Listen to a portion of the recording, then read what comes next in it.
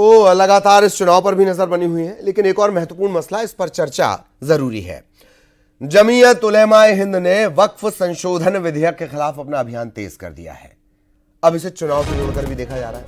रविवार को दिल्ली के इंदिरा गांधी स्टेडियम में हुए संविधान बचाओ सम्मेलन में जमीयत ने वक्फ संशोधन बिल के खिलाफ 5 प्रस्ताव पारित किए।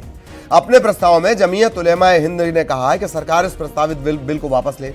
मुसलमान को वक्फ संशोधन बिल मंजूर नहीं है। इस दौरान जमीयत उलेमाए हिंद के मौलाना अरशद मदनी ने केंद्र सरकार पर कई गंभीर आरोप लगाए। मदनी कह रहे हैं कि सरकार 2 बैसाखियों पर चल रही है। एक मजबूत बैसाखी चंद्रबाबू नायडू है, दूसरे बिहार के नीतीश कुमार है। मदनी यह भी कह रहे हैं कि अगर वक्फ विधेयक मुसलमानों की भावनाओं को नजरअंदाज करके पारित किया गया तो इसकी जिम्मेदारी इन दोनों बैसाखियों की भी होगी।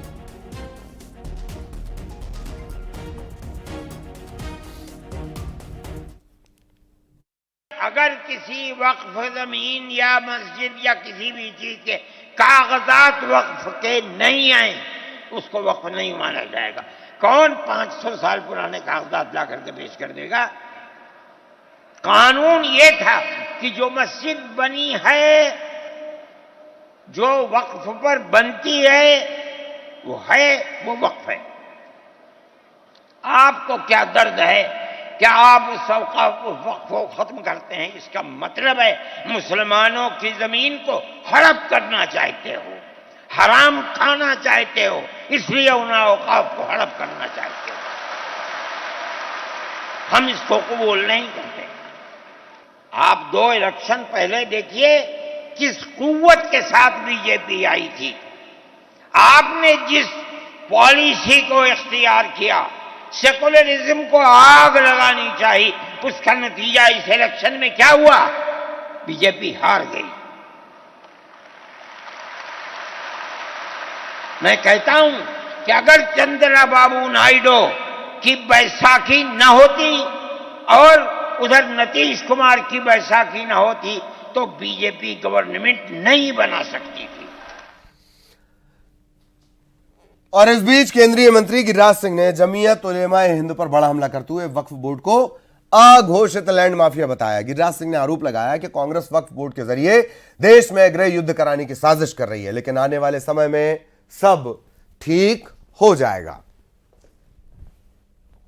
वक्फ बोर्ड अघोषित जमीन कब्जा करने का माफिया है, लैंड माफिया। बिहार के पटना के बगल में, फतुहा के बगल में एक गांव वर्षों से हिंदू रह रहे हैं। ऐसे कई गांव हैं जिस पर वो दावा ठोक रहे हैं। हंसी तो तब आती है जब संसद को भी कह देते हैं कि ये वक्फ बोर्ड की जमीन है। मुझे पता नहीं कब कह दे कि संसद से लेके पूरा देश वक्फ बोर्ड के जमीन पर ही है। मुझे तो ताज्जुब होता है, वक्फ बोर्ड के बहाने कांग्रेस एक साजिश कर रहे हैं। वहीं दिल्ली में 16 नवंबर को सनातन बोर्ड के गठन की मांग के लिए सनातन संत संसद का आयोजन किया जा रहा है। इसके लिए मथुरा के वृंदावन में साधु संत और धर्माचार्यों की एक बैठक भी हुई है।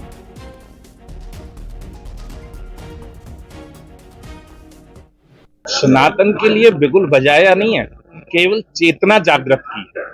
क्योंकि आज हमारा सनातनी सोया हुआ है, उसे केवल चेतना की आवश्यकता है। सोए हुए व्यक्ति को जगाया जा सकता है, लेकिन मृत व्यक्ति को नहीं जगाया जा सकता।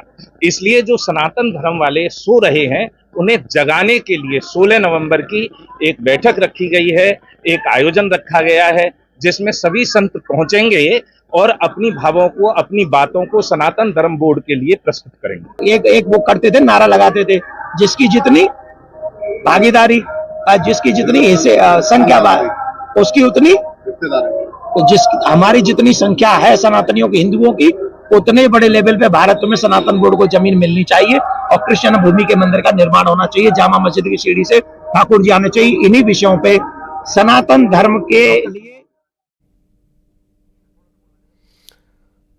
तो ये अलग अलग तमाम बातें, आखिर वक्फ बोर्ड की जब बात निकलती है तो ये बात भी निकल जाती है कि भाई एक सनातन बोर्ड भी बनना चाहिए। साधु संत धर्माचार्यों की एक बाकायदा बैठक भी हुई है। 16 नवंबर को सनातन बोर्ड के गठन को लेकर एक और महत्वपूर्ण बैठक भी होने वाली है। आयोजन किया जा रहा है। मथुरा के वृंदावन में साधु संत धर्माचार्यों की बैठक ने ये प्रस्ताव भी दिया है कि उस बैठक में ये चर्चा की जाएगी। तो एक तरफ वक्फ बोर्ड है, उसे लेकर किस तरह की बातें निकलकर सामने आ रही हैं, ये हालांकि बार बार निकलकर सामने आ रहा है कि ये फलां ज़मीन वक्फ बोर्ड की है, फलां ज़मीन वक्फ बोर्ड की है। इन सब के बीच कुछ महत्वपूर्ण संख्याएं हैं, कुछ बेहद खास लोग हमारे साथ जुड़ेंगे और इस मसले पर हम चर्चा भी करेंगे। और ये ताज़ा बयान जो शुरू होता है, ये अरशद मदनी का जो बयान आया है उसे लेकर शुरू हो रहा है। उन्होंने तमाम मसलों पर अपने बयान दिए हैं। उन्होंने ये भी कहा है कि भाई ये जो भाईचारा ये तबाह हो जाएगा। बहुत सारे नारे नहीं है हिंदू मुस्लिम वाले, भाई भाई वाले, वो सब खराब हो जाएंगे। अरशद मदनी बड़ी बात तो कह रहे हैं, पर चंद्रबाबू नायडू और नीतीश का भी जिक्र कर रहे हैं। बेहद खास मेहमान हमारे साथ जुड़े हैं, आपसे तारुफ करवा देते हैं, परिचय करा देते हैं। हिंदी में भी आजकल बोलना जरूरी हो जाता है। तो अवधेश पुरी साहब, आप हिंदू धर्मगुरु, बहुत स्वागत। डॉक्टर राम पांडे कांग्रेस से हमारे साथ जुड़े, पांडे साहब का भी स्वागत। मिलन भार्गव बीजेपी प्रवक्ता, भार्गव साहब का भी स्वागत। इसके अलावा सैयद अनस अली हमारे साथ जुड़े हुए हैं, अध्यक्ष उलेमा बोर्ड मध्य प्रदेश। आप सभी का एक बार बहुत स्वागत। सबसे पहले अवधेश पुरी साहब, मैं आपके पास आना चाहूंगा। तो प्रमुख जो मांग है वो क्या है कि वक्फ बोर्ड से दिक्कत है, यानी वक्फ बोर्ड से हमको कोई दिक्कत नहीं है, हमको सनातन बोर्ड चाहिए, क्या ये है पूरा कंसेप्ट? अवधेश पुरी साहब। बिल्कुल, हमको सनातन बोर्ड चाहिए। उसके पीछे हमारा ठोस एक लॉजिक है, एक तर्क है, और वो यह है, यह देश सदैव से सनातनियों का देश रहा है। हाँ हाँ। प्राचीन धर्म है सनातन धर्म। हाँ। लेकिन दुर्भाग्य है कि उस सनातन के मंदिर, मठ मंदिर, यानी हमारे धार्मिक स्थल सरकार चलाती है। ठीक। और जो मुसलमान अभी 1500 साल से हमारे यहाँ आए, उन मुसलमानों के लिए अलग से वक्फ बोर्ड बनता है, और वो भी कांग्रेस बनाती है। कांग्रेस ने बोर्ड बनाया तुष्टीकरण के लिए, ठीक है, बनाती है, हम मानते हैं। लेकिन हद तो जब हो जाती है कि उसका अपना ट्रिब्यूनल कोर्ट बना देती है, और उस वक्त की प्रॉपर्टी के जितने भी केसेज हैं, हाँ। वो सारे के सारे केसेज उस ट्रिब्यूनल कोर्ट में जाते हैं। ठीक। और ट्रिब्यूनल कोर्ट में उनका जज होता है। अब हाँ। आप कल्पना करिए कि हिंदुओं की जमीन का विवाद जब मुसलमानों के कोर्ट में जाएगा तो हिंदुओं को न्याय कैसे मिलेगा? ठीक। इसलिए उसके जो कायदे और कानून हैं वक्फ बोर्ड के, हाँ। वो इतने घातक हैं इस राष्ट्र के लिए, इस देश के लिए, अब तो और इस देश हाँ। तो आ गई ना डबल इंजन वाली सरकारें हैं ज्यादातर, अब तो उसमें तब्दीली की जा रही है, जेपीसी के पास भी सब पहुंच रहा है। मैं आऊंगा आपके पास। डॉक्टर राम पांडे, आपके पास मैं आना चाहूंगा। वक्फ के बहाने सनातन पर निशाने, कुछ इस तरह की बात आपको लग रही है, या ये हुआ क्या है? ये जो सारा घटनाक्रम एक बार फिर शुरू हुआ है मदनी साहब के बयान को लेकर, आपका एक quick reaction doctor Pandey please. Party Sanatan विरोधी है। अभी महाराज जी कह रहे थे सनातन बोर्ड बनना चाहिए। 11 साल मोदी जी को हो गए, 6 साल अटल जी को हो गए, उसके पहले भी मोरारजी देसाई थे। लेकिन हम अटल जी और मोदी जी को मान ले तो ये 17 साल होते हैं। हाँ। तो 17 साल में भी इन्होंने सनातन बोर्ड नहीं बनाया है। बस हिंदू मुसलमान 24 घंटे करते रहते हैं, दोनों को लड़ाते रहते हैं, लेकिन सनातन बोर्ड नहीं बना सकते हैं। गौ माता को राष्ट्रीय माता नहीं बना सकते हैं। गौ माता के नाम पर वोट मांगेंगे, लेकिन गौ माता को राष्ट्रीय माता घोषित नहीं करेंगे। तो भारतीय जनता पार्टी की नौटंकी है, उसको तो बस किसी भी मुद्दे पर हिंदू मुसलमान करना है। ये वक्फ बोर्ड किसके अंतर्गत चल रहा है? मोदी जी के अंतर्गत ही तो चल रहा है ना, अल्पसंख्यक मंत्रालय के अंतर्गत चल रहा है। हाँ। इसके डायरेक्टर कौन बना रहा है, सदस्य कौन बना रहा है? मोदी जी बना रहे हैं, केंद्रीय मंत्रालय बना रहा है। जहां जहां बीजेपी की सरकार है वहां मुख्यमंत्री बना रहा है। तो सारा वक्फ बोर्ड 11 साल से ये भारतीय जनता पार्टी के ही तो अंडर में है, लेकिन इनको तो केवल बातें बनानी है, करना धरना कुछ है नहीं। सही। ठीक। मिलन भार्गव साहब, बातें बनाते हैं आप, और पता नहीं बड़ा अजीब संयोग है कि जैसे ही कहीं चुनाव होता है अचानक से बात निकलकर सामने आ जाती है। मिलन भार्गव साहब। निश्चित रूप से देखिए, चुनाव हैं और ये वही लोग हैं जो इस देश में दंगे फसाद कराना चाहते हैं, अशांति फैलाना चाहते हैं, अराजकता फैलाना चाहते हैं, जो बताने चाहते हैं कि इस देश में सरकार के संविधान और कानून से बड़े हम दे रहे हैं। भार्गव साहब, नहीं, कहाँ होने दे रहे हैं साहब, ये तो अभी बोलना बालना है, धमकी है। ये धमकियों से डरने वाली सरकार नहीं है। देखिए, देश की सरकार संविधान पर अक्षुण्ण विश्वास रखकर आगे बढ़ रही है, कानून का पालन करना जानती है, पालन करवाना भी जानती है। अब सवाल तो उन पर खड़े हो रहे हैं जो जिनको सनातन में डेंगू और मलेरिया नजर आता है, जिनको सनातन में भगवा में बलात्कारी और हिंदू आतंकवादी नजर आता है। ये सवाल तो उन पर खड़े हो रहे हैं। ये सब एक ही थाली के चट्टे बट्टे हैं, ABC टीम है, जब इनकी दाल नहीं गल रही तो ये बांग्लादेश बनाने की बात करने लगते हैं। कभी ये गजबा हिंद के सपने देखते हैं। भूल जा रहे हैं कि प्रधानमंत्री नरेंद्र मोदी जी की सरकार है। जो विश्व में जिस प्रकार से आज भारत की छवि हो गई है, तो ये डरे हुए हैं, इसलिए डराने अच्छा का भार्गव काम साहब, कर ये रहे हैं, धमकियां इतनी दे रहे मजबूत हैं। बातें आपने कही कि आप तो कुछ होने नहीं दे रहे, फिर ये गिरिराज सिंह को हर वक्त डर क्यों लगा रहता है कि गृह युद्ध जैसी स्थितियां बन रही हैं, या कोई भी बयान आता है तो वो इस तरह की बातें करते हैं? उनके डर की कोई वजह भार्गव साहब? आप बताइए ना ललित भाई, कहाँ उन्होंने डर भय की बात की? उन्होंने कहा जो डराने का काम कर रहे हैं, जो इस देश में आज दंगे नहीं हो रहे, बम विस्फोट नहीं हो रहे, आतंकवादी घटनाएं नहीं हो पा रही हैं, आम लोग मारे नहीं जा रहे हैं, जिनके मंसूबे आज पूरे नहीं हो पा रहे हैं, ये वो लोग की बात कर रहे हैं कि साहब ये तो दंगा फसाद कराना चाह रहे हैं। और हम नहीं कह रहे, इनके तो सलमान खुर्शीद किसकी पार्टी के हैं, मणिशंकर अय्यर कौन है, और मध्य प्रदेश राम पांडे जी बैठे हैं, सज्जन वर्मा जी सज्जनता से जो कह रहे थे कि जल भारत को बांग्लादेश बनाना है और प्रधानमंत्री की कुर्सी पर कब्जा करना है। ये कौन लोग हैं? धार्मिक उन्माद फैलाकर जिस प्रकार से एक वर्ग के वोट हथियाने के लिए जो हमेशा तुष्टिकरण की राजनीति करते हैं और एक वर्ग विशेष को लॉलीपॉप दिखाकर किसकी राह पर बढ़ा रहे हैं। आतंकवाद को पोषित करने वाला कौन सा राजनीतिक दल है? और जो इस प्रकार की बातें कर रहे हैं, ये सब एक ही थाली के चट्टे बट्टे हैं। लेकिन इस देश में कानून का राज है, संसद तय करेगी देश कैसे चलेगा, ये उलेमाए तय नहीं करेंगे। ठीक ठीक, पांडे साहब आपसे मैं जवाब लूंगा, लेकिन सैयद अनस अली साहब भी हमारे साथ जुड़े हुए हैं, उनका एक रिएक्शन। सबसे पहले मैं जानना चाहूंगा कि वक्फ बोर्ड जेपीसी के पास संशोधन वाला मसला गया हुआ है, एमपी बतौर अध्यक्ष उलेमा बोर्ड मध्य प्रदेश, आपका रुख क्या है? बहुत शॉर्ट में, फिर अगला सवाल सैयद अनस अली साहब। बिस्मिल्लाहिर्रहमानिर्रहीम। जिस तरीके से महाराज जी ने अभी बात कही, मेरे भाई हैं, मैं उनका सम्मान करता हूं, मगर मैं उनकी तमाम बातों से डिसएग्री करता हूं, इसलिए कि उन्होंने शुरुआत में ये बात कही कि ये देश सनातनियों का देश है।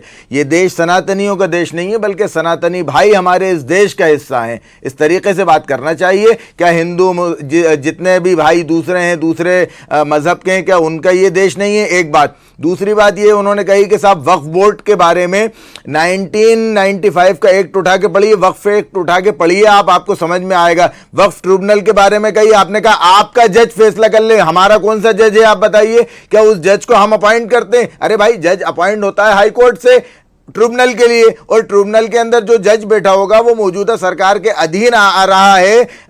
अल्पसंख्यक डिपार्टमेंट, माइनॉरिटी डिपार्टमेंट, उसके अधीन आ रहा है वक्फ बोर्ड। अगर आपको वक्फ बोर्ड से परेशानी है तो आप खत्म कर दीजिए वक्फ एक्ट, बिल्कुल खत्म कर दीजिए। आपकी सरकार है, दोनों जगह सरकार है, राज्य में भी केंद्र में भी। तीसरी अहम और जरूरी बात कि जिस तरीके से आपने ये बात कही है कि साहब ये उलमा और ये, अरे ये उलमा तो वो हैं जो इस देश को बचाने के लिए निकले हुए हैं। आप ये कह रहे हैं कि साहब आतंकवादियों से, और आतंकवादी और मुसलमान और दूर की बांग्लादेश की कहानी सुना के आप अभी इस वक्त जो मध्य प्रदेश के हालात हैं, कल क्या घटना हुई मऊगंज के अंदर, रीवा के पास में एक 40 साल बच्ची के साथ 68 साल पुरुष ने दुष्कर्म कर लिया। क्या ये होने दें हम हमारे मुल्क को नहीं बचाएं? अगर हमें मुल्क को बचाने के लिए रोड पे आना पड़ेगा तो हम बिल्कुल आएंगे। हमारे बुजुर्गों ने भी कुर्बानी दी, हम भी कुर्बानी देके इस मुल्क को बचाएंगे। ठीक ठीक ठीक ठीक। डॉक्टर राम पांडे, आपके पास मैं आना चाह रहा हूं। हालांकि चर्चा ऐसे सर्किल में चलाने की थी, लेकिन चूंकि बहुत सारे सवाल उठे थे, सज्जन सिंह वर्मा के बयान का भी जिक्र आया था। Doctor Pandey please. जनता पार्टी की जो कैसेट है, आप हर चैनल पर यही कैसेट सुनेंगे। जो मिलन भार्गव ने कहा है वो हर प्रवक्ता के मुंह पर यही कैसेट होगी, वो कोई तथ्यों पर बात नहीं करेंगे। अभी जैसे मैं आपके स्क्रीन पर पढ़ रहा हूँ कि देवकीनंदन ठाकुर जी ने मांग की है कि सनातन बोर्ड होना चाहिए। भारतीय जनता पार्टी की सरकार है, मैं तो कहता हूँ आज ही इस मांग को पूरा कर देना चाहिए।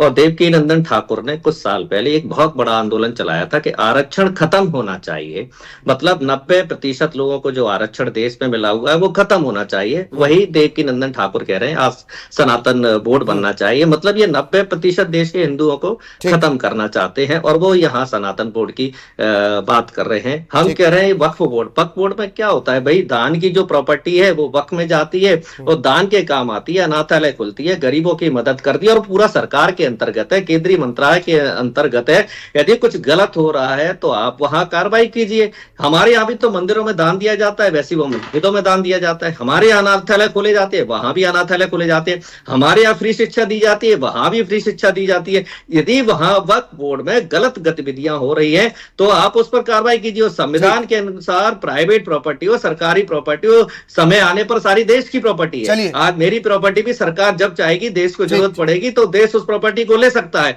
प्राइवेट प्रॉपर्टी देश में किसी की नहीं होती है संविधान के अनुसार। बहुत बेहतरीन बात इन्होंने कही है, इस पर भी कभी लंबी चर्चा करेंगे। अवधेशपुरी साहब, क्या सरकार ठीक से काम नहीं कर रही है? आपको लगता है वक्फ बोर्ड या सनातन बोर्ड को लेकर? सरकारें हैं, आप बना दीजिए सनातन बोर्ड। या दूसरी बात जो है वक्फ बोर्ड कि भाई आप हैं, आपकी सरकारें, एक्शन लीजिए, कार्रवाई कीजिए। अवधेशपुरी साहब, सरकार कार्रवाई करने के लिए जाती है तो फिर इनके ये उत्तर होते हैं अभी जो आप चर्चा सुन रहे हैं। आप कल्पना कीजिए कि केवल मध्य प्रदेश की बात नहीं, मैं पूरे देश की बात करता हूं कि कितने ऐसे स्थान हैं जिन पर वक्फ ने सीधे सीधे कब्जा किया है, सीधे सीधे। जब आप संसद को अपनी जमीन बता सकते हैं कि वो संसद जहां बनी है वो हमारी जमीन है, जब आप अंबानी की प्रॉपर्टी पर अपना अधिकार जता सकते हैं, तो देश में ऐसा कौन सा व्यक्ति होगा जिसकी प्रॉपर्टी को आप अपनी प्रॉपर्टी नहीं कह सकते? आप कल्पना तो करें जरा, आप निकालिए तो सही नहीं रिकॉर्ड, वक्फ बोर्ड ने कितनी संपत्तियों पर अवैध कब्जा किया है। वक्फ बोर्ड की संपत्तियों की जानकारी जब आप निकालेंगे तो सारी गड़बड़ियां उनके सामने आएगी। सरकार अपने स्तर से काम करती है, लेकिन जब सरकार क्यों नहीं रिकॉर्ड निकाल रही? जिसके पास रिकॉर्ड है वो निकाले, एक्शन ले। यही तो पूरी साहब सवाल है। एक्शन लेने की बात आती है तो दूसरी पार्टियां, संतुष्टिकरण वाली पार्टियां जो तुष्टिकरण का काम करती हैं, वो उनके समर्थन में खड़ी हो जाती हैं, उसको अलग रंग देने का प्रयास करती हैं। लेकिन ये सही बात है कि कभी किसी भी मठ मंदिर ने, अभी जो मठ मंदिरों से तुलना कर रहे थे वक्फ बोर्ड की, वो अपने आप में इसलिए गलत है कि किसी भी मठ मंदिर ने किसी दूसरे की संपत्ति पर अपना अधिकार जमाने का काम नहीं किया। ठीक, निकालिए आप रिकॉर्ड। चलिए, वक्फ बोर्ड के हजारों उदाहरण। नहीं, अब ठीक है। मिलन भार्गव साहब, बहुत देर से आप, मिलन भार्गव साहब प्लीज। भाई देखिए, एक बात तो स्पष्ट आप समझ लीजिए कि ये जो मंशा है वो कितनी खतरनाक और जहरीली है जो कांग्रेस पार्टी के विचार रहे हैं। इस देश की आज़ादी के बाद धार्मिक आधार पर टुकड़े किसने किए? मुसलमानों को यदि पाकिस्तान दे दिया तो किसने करा? हम तो नहीं टुकड़े कर रहे थे, आपने ही टुकड़े करे। 1954 में क्या जरूरत हुई ये वक्फ बोर्ड बना दिया? बनाया, चलिए ठीक है, संरक्षण होना चाहिए, संवर्धन होना चाहिए, सब कुछ होना चाहिए। लेकिन जब 1995 में आते हैं, 2013 में तो असीमित शक्तियां दे दी, कानून से ऊपर रख दिया। ये जमीन यदि वो हाथ रख दे तो अब आपको साबित करना पड़ेगा। न्यूज 18 का यदि ऑफिस वक्फ बोर्ड कह दे हमारा है तो ये हो गया साहब, ट्रिब्यूनल में आप लड़ाई लड़िए, पेपर पेश करिए। अरे भार्गव साहब, इस प्रकार की ये अच्छा हुआ आपने मेरी मिसाल नहीं दे दी, मेरे सर पे वैसे ही बाल कम हो रहे हैं। भार्गव साहब, एक बात और, क्या आप बता सकते हैं कि जेपीसी के पास कितने सुझाव पहुंचे हैं? संविधान बड़ा है या वक्फ बोर्ड? ठीक, सैयद अनस अली साहब, लास्ट कमेंट, फाइनल कमेंट आपका कि तकरीबन 1 करोड़ के आसपास सुझाव पहुंचे हैं। सुझाव क्यों नहीं पहुंच रहे हैं? वो तो बिल्कुल संवैधानिक प्रक्रिया, आप दीजिए जेपीसी के बारे में बोलिए, बहुत शॉर्ट में सर प्लीज। पहुंच जी, मैं शॉर्ट में आपको बता रहा हूं, बिल्कुल सुझाव भी पहुंच रहे हैं, सारी चीजें हो रही हैं। मंशा जब ये है कि खत्म करना है मुसलमानों की प्रॉपर्टी को, आप ये बताइए, आप ये कहना है कैसे हो जाएगी किसी भी जमीन के ऊपर हम हाथ रख देंगे? मसला ये हुआ है कि 1947 के बाद से, मुसलमान समाज की 1947 के बाद से जिस तरीके से छुप के कांग्रेस ने मुसलमानों को बर्बाद किया है, इसी तरीके से बीजेपी आज खुल के बर्बाद कर रही है। इसी का मसला है। चलिए, वक्त की कमी है, बहुत कोशिश रही मेरी, हालांकि डॉक्टर राम पांडे का भी एक रिएक्शन लेना था लेकिन वक्त बहुत कम है। बहुत बहुत धन्यवाद आप सभी का हमारे साथ जुड़ने के लिए। अवधेशपुरी साहब, डॉक्टर राम पांडे, मिलन भार्गव साहब, सैयद अनस अली साहब, और सभी ने बहुत बेहतरीन तरीके से अपनी बात भी रखी। कोशिश ये रही कि बात सबकी आ जाए। इसके साथ अढ़ाई का अड्डा में इतना ही। नमस्कार।